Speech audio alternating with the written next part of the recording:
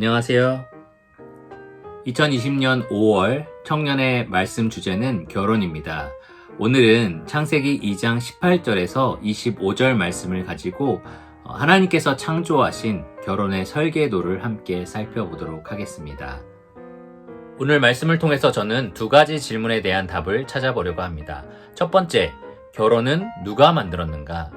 결혼을 누가 제정하셨는가? 그것을 살펴볼 거고요. 두 번째는 과연 결혼이 어떤 모습인가?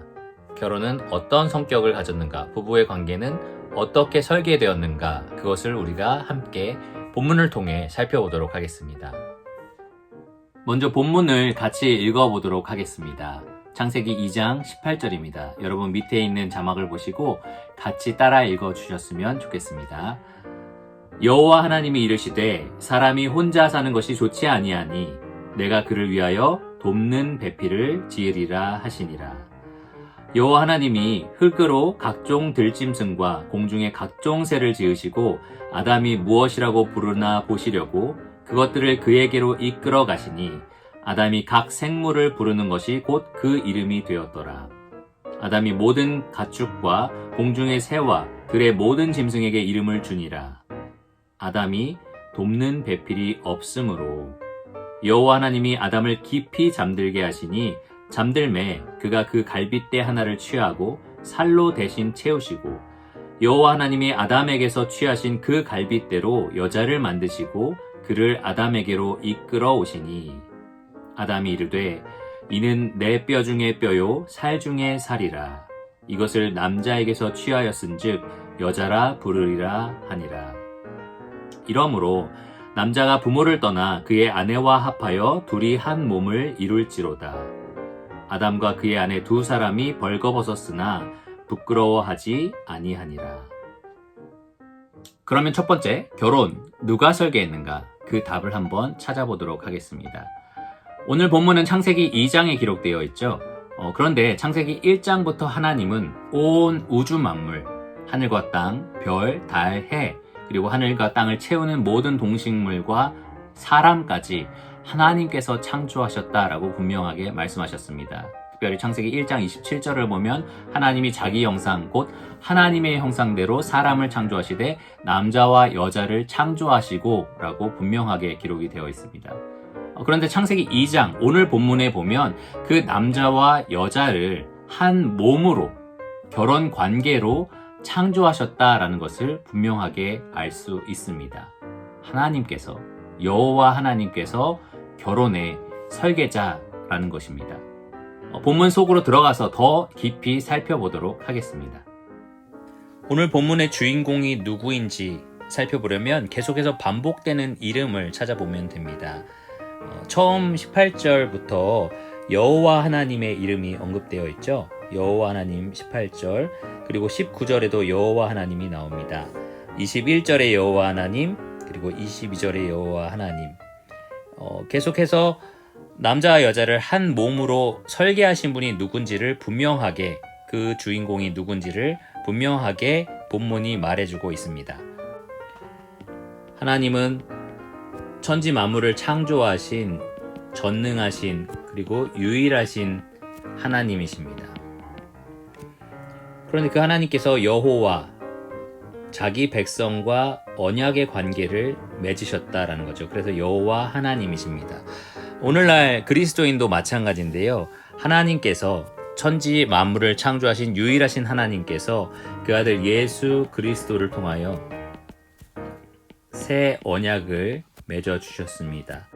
그래서 태초에 여호와 하나님께서 설계하신 결혼이 오늘날 새 언약의 백성인 교회 그리고 그리스도인들에게 여전히 유효한 것입니다. 물론 언약 밖에 있는 사람들, 우리가 불신자, 예수님을 믿지 않기 때문에 불신자라고도 부르죠. 불신자 혹은 세상 사람들도 창조주가 세우신 결혼 설계도에 따라서 살 때에 은혜를 입을 수 있습니다. 일반적인 은혜를 입을 수 있죠. 하지만 예수 그리스도의 새 언약의 백성이 된 사람들은 우리가 다음에 고린도전서와 에베소서를 통해서 살펴보겠지만 태초에 하나님이 설계하신 결혼 관계를 통해 진실로 하나님이 계획하신 결혼의 은택을 입을 수 있습니다. 예수 그리스도를 통해서 말이죠. 자, 그러면 본문의 동사를 살펴보면서 하나님이 결혼을 아주 적극적으로 그리고 주권적으로 설계하셨다는 것을 확인해 보겠습니다. 먼저 아담 혼자 사는 것이 좋지 않다라고 평가하신 분이 누구십니까? 바로 여호와 하나님이십니다. 여호와 하나님께서 이르시되 사람이 혼자 사는 것이 좋지 아니하다라고 평가를 하셨습니다. 혼자 사는 것이 좋지 않다라고 하나님께서 하셨죠.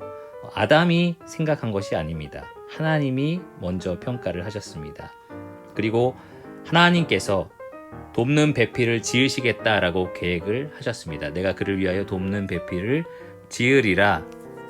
미완료로서 앞으로 그렇게 하겠다라는 미래형 동사인데요. 하나님께서 지으시겠다라는 계획을 세우신 겁니다. 아담이 그 배필을 찾겠다라고 생각한 것이 아니라 하나님이 내가 아담을 위한 돕는 배필을 짓겠다, 만들겠다라고 계획을 세우셨습니다. 하나님이 평가하셨고요. 하나님이 계획하셨습니다. 그리고 여러분 이 부분 한번 잘 살펴보세요. 그 다음 바로 하나님이 하신 일이 무엇이냐? 여자를 창조하신 게 아니고요. 많은 짐승과 각종 새들을 지으셨습니다. 하나님이 지으셨습니다. 무엇을 지으셨느냐? 각종 들짐승 그리고 각종 새를 지으셨습니다. 히브리어로 각종은 모든이라는 뜻도 되는데요. 하나님께서 모든 들짐승과 모든 새를 지으시고 그 다음에 하신 일이 무엇이냐? 그것들을 아담에게로 이끌어 가셨습니다.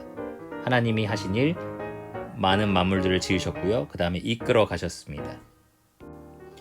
우리는 본문을 통해서 하나님이 아담이 뭐라고 부르나 보시려고 그렇게 하셨다는 것을 알 수 있고요. 실제로 아담은 각 생물을 불렀고 그것이 곧 그 동물과 새들의 이름이 되었다라는 것을 알 수 있습니다. 아담이 모든, 다시 한번 모든이 나오죠. 모든 가축과 공중의 새와 들의 모든 짐승에게 이름을 줬는데요. 여기서 중요한 게 무엇이냐? 아담이 돕는 배필이 없었다라는 겁니다. 이 없었다라는 단어를 히브리어 원어로 보면 우리가 하나님이 왜 각종 동물을 아담 앞에 부르셨는지 그 중요한 이유를 발견할 수 있습니다. 이 없었다라는 단어는 무엇이냐면 찾을 수 없었다라는 겁니다. 하나님이 각종 들짐승, 각종 새, 모든 가축, 모든 짐승들을 아담 앞에 보내시면서 아담의 마음속에 어떤 생각을 불러일으키셨느냐? 내 짝은 없구나. 내 돕는 배필은 이 중에 없구나 라는 생각을 일으키셨다는 거죠. 아담의 마음속에 자기의 짝을 향한 갈망, 그런 소원을 하나님께서 주셨다라는 겁니다. 하나님은 처음부터 아담이 혼자 사는 것이 좋지 않다라고 평가하셨고요. 그를 위해서 돕는 배필을 짓겠다, 만들겠다라고 계획하셨습니다. 그리고 아담의 마음속에서 나는 짝이 필요하다, 짝이 있었으면 좋겠다라는 소원을 불러 일으키신 겁니다. 그리고 하나님의 수술이 시작되죠. 아담을 깊이 잠들게 하신 분 하나님이십니다. 그가 잠들었을 때 그 갈빗대 하나를 취하신 분 하나님이시고요. 살로 대신 채우신 분 하나님이십니다. 아담에게서 취하신 그 갈빗대로 여자를 만드신 분 하나님이시고요. 그를 아담에게로 이끌어 오신 분 하나님이십니다. 19절에 하나님이 각종 들짐승과 각종 새를 지으셨고 그것을 아담에게로 이끌어 가셨는데 아담이 돕는 배필이 필요하다라고 느꼈을 때 하나님은 아담을 수술하셔서 여자를 만드셨고 그를 아담 앞으로 이끌어 오셨습니다. 그래서 아담이 이 여자를 보고 뭐라고 말합니까? 이는 내 뼈 중에 뼈요 살 중에 살이라 이것을 남자에게서 취하였은즉 여자라 부르리라. 이렇게 신나서 노래를 하는 거죠. 근데 이 앞에 우리가 빼먹은 단어가 있어요. 원어에는 나오는데요. 바로 마침내입니다. 마침내. 하나님께서 아담을 통해서 여자를 만드시고 그의 앞으로 이끌어 오셨을 때 아담은 수많은 들짐승들을 봤잖아요. 그런데 내 짝이 없구나 라고 판단을 했고요. 여자를 보고 나서야 마침내 드디어 내 짝이 나타났다 이렇게 노래를 한 겁니다. 24절과 25절은 이것이 바로 결혼이다 라는 것을 분명하게 말해줍니다. 이러므로 남자가 부모를 떠나 그의 아내라고 되어 있고요. 또 25절을 보면 아담과 그의 아내라고 이야기를 합니다.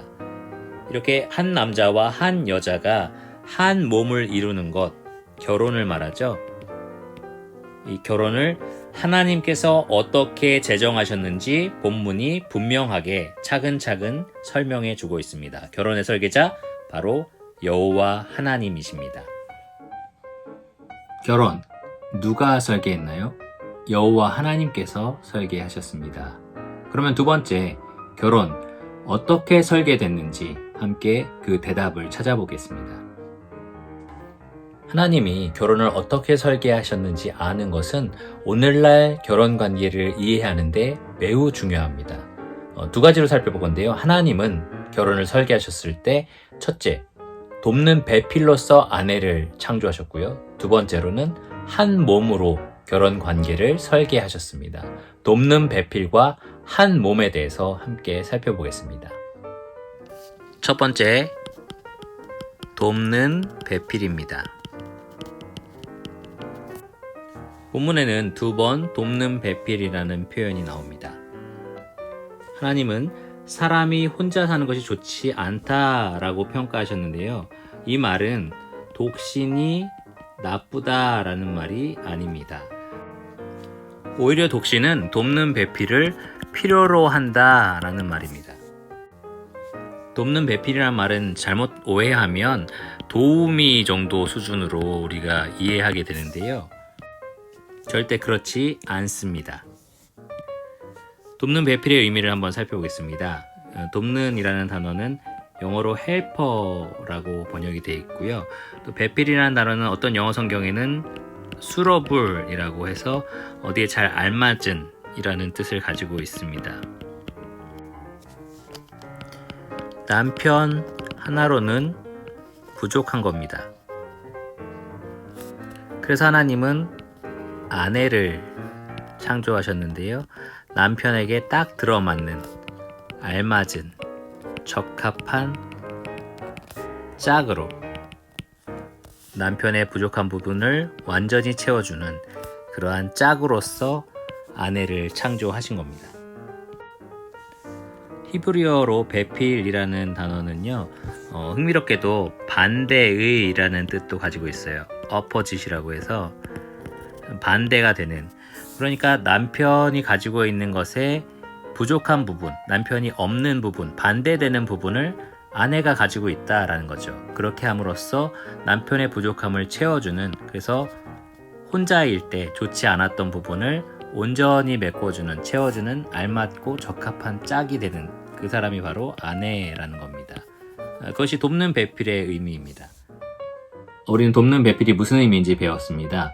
돕는 배필의 의미에 따라서 우리가 하나님이 어떻게 결혼을 설계하셨는지 몇 가지 생각해 볼 것이 있는데요. 첫째로, 하나님은 아내를 남편의 시녀로 창조하지 않으셨다. 하나님은 동등한 짝으로 상호 보완할 수 있는 짝으로서 창조하셨다라는 것을 배웠습니다. 또 한 가지, 하나님은 한 남자에게 한 여자, 충분히 이 사람을 보완해 줄 수 있는, 채워줄 수 있는 한 여자를 창조하셨다라는 거죠.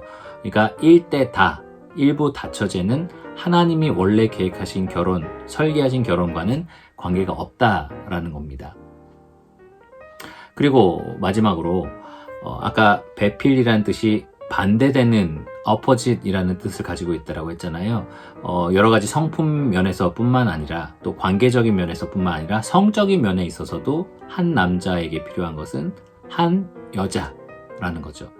그래서 동성 간의 결혼도 하나님의 원래 결혼의 설계에는 들어있지 않았던 죄로 인해 발생한 결과다. 이렇게 우리가 배울 수 있습니다. 두 번째로, 한 몸에 대해서 알아보겠습니다. 그의 아내와 합하여 둘이 한 몸을 이룰지로다 라고 써있죠. 여호와 하나님이 여자를 어떻게 만드셨는지 그거를 우리가 알면 한 몸이 어떤 의미인지를 더 정확하게 알 수 있습니다. 하나님이 아담을 깊이 잠들게 하셨죠. 쉽게 말하면 마취시키신 겁니다. 그리고 각종 들짐승과 공중의 각종 새들은 흙으로 지으셨는데 이 여자는 흙으로 짓지 않으십니다. 무엇으로 지으셨죠? 갈빗대 하나를 취하십니다. 어디에서요? 아담에게서. 그 갈빗대, 아담의 갈빗대를 말합니다. 그러니까 아담의 몸에서 취해서 만든 존재가 바로 여자라는 거죠. 성경은 다시 한번 여호와 하나님이 아담에게서 취하신 그 갈빗대로 다시 한번 두 번째 강조하고 있습니다. 여자는 어디서부터 났다고요? 아담의 몸에서 난 겁니다. 그래서 고린도전서 11장 8절에는 남자가 여자에게서 난 것이 아니요 여자가 남자에게서 났으며 이렇게 기록되어 있습니다. 아담 역시 여자를 발견하고서 이렇게 노래를 했죠. 이는 내 뼈 중의 뼈다. 그리고 여기에 살이라고 써 있지만 원어에 보면 내 살 중의 살이다 이렇게 써 있습니다. 내 살 중의 살이라. 그러니까 아담은 여자가 자기 앞에 있는 이 여자가 자기에게서 나왔다라는 것을 알고 있었던 거죠. 그래서 이것을 남자에게서 취하였은즉 이라고 고백을 했고요. 여자라 부르리라 이렇게 말을 했습니다. CM 노래를 혹시 알고 계신 분들은 이 남자를 히브리어로 이쉬라고 하고요. 또 이 여자를 히브리어로 이샤라고 하는 것을 아실 겁니다. 이샤는 이쉬에서 모음 하나 아가 더 붙어서 이쉬야가 된 건데요.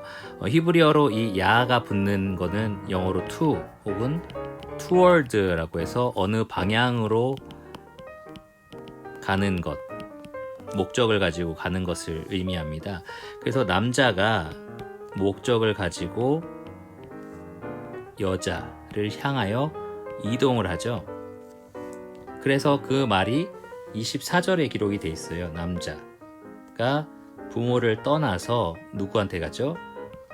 그의 아내를 향해서 갑니다. 아내를 향해서 가는데요. 그래서 둘이 한 몸을 이룹니다. 마치 아담의 몸에서 하와가 나왔는데 아담이 하와에게로 가서 다시금 한 몸 결혼 관계를 이룬 것처럼 오늘날 남편과 아내도 마찬가지라는 겁니다. 마치 한 몸에서 나왔던 사람이 다시 한 몸으로 붙는 것처럼 남편과 아내가 한 몸이 되는 겁니다. 두 가지 우리가 좀 주목할 게 있어요. 한 몸을 이루기 위해서 먼저 전제가 되는 것이 부모를 떠나는 겁니다. 히브리어로는 여기 아버지와 어머니 모두를 기록하고 있는데요. 아버지, 어머니 모두를 남자가 떠나야 하고 이것이 꼭 물리적으로 떠나라는 말은 아닙니다. 특별히 야곱 가족을 보면 야곱의 12아들이 물론 요셉은 금방 팔려갔지만 이 아들들이 야곱 밑에서 자기 자신들의 가족들을 꾸려나가는 걸 볼 수 있어요. 그러니까 한 장소에서 있으면 안 된다 이런 말은 아니지만 독립돼야 한다라는 거죠. 여러 가지 면에서 관계적인 면이라든지 사회적인 면이라든지 혹은 경제적인 면이라든지 여러 가지 면에서 독립돼야 한다라는 겁니다. 이것이 전제가 되고요. 그 다음 또 하나 한 몸이라는 것은 그렇기 때문에 관계, 사회, 경제 그리고 25절에 나와 있는 것처럼 이 벌거벗은 부분 그러니까 그래도 서로 부끄러워하지 않는다라고 했죠.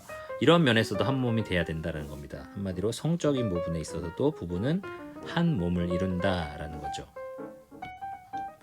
웨인 맥이라는 사람은 결혼은 죽을 때까지 상대방에게 자신의 전 인격을 전적으로 헌신 혹은 위탁하는 것이며 상대방과 자신의 전 인격을 전적으로 나누는 것이다. 이런 말을 했습니다. 하나님께서 설계하신 결혼, 한 몸이라는 원리를 생각해 보면 결혼이라는 것은 지적으로, 정서적으로, 또 관계적으로, 업무적으로, 영적으로, 그리고 성적으로, 웨인맥이 말한 것처럼 전적으로 하나가 되는 것입니다. 모든 것을 나누는 거죠. 모든 것을 서로 나누는 관계, 육체도 나누고, 소유물도 나누고, 생각도 나누고, 재능도 나누고, 문제도 나누고, 성공도 나누고 고통도 나누고 실패도 나누고 모든 것들을 서로 나눌 수 있는 관계가 바로 한몸된 부부의 관계입니다. 하나님께서 그렇게 부부를 설계하셨습니다. 한몸의 원리에서 우리가 배울 수 있는 몇 가지 교훈들이 있습니다. 첫 번째로는 부모에게서 떠나야 한다라는 건데요. 부모에게서 떠난다는 것은 연을 끊으라는 말이 아닙니다. 그게 아니라 무엇이냐면 부모를 여전히 공경하고 또 부모님의 조언을 깊이 들을 수도 있지만 부모가 아니라 이제 거기서 떠나서 한 몸을 이룬 아내와의 관계를 더 중요하게 생각한다라는 겁니다. 나중에 자식을 낳아도 자식과 나의 관계보다는 나와 내 아내 혹은 내 남편과의 관계가 더 중요하다라는 거죠. 많은 사람들이 결혼을 하면 내가 기존에 갖고 있었던 관계에 아내만 추가한다라고 생각하는 경우가 있는데요. 그것은 성경적으로 옳지 않습니다. 하나님이 설계한 결혼은 기존에 있었던 관계에서 떠나서 아내와 새로운 관계, 새롭게 한 몸이 된 관계를 구축하는 것을 의미합니다.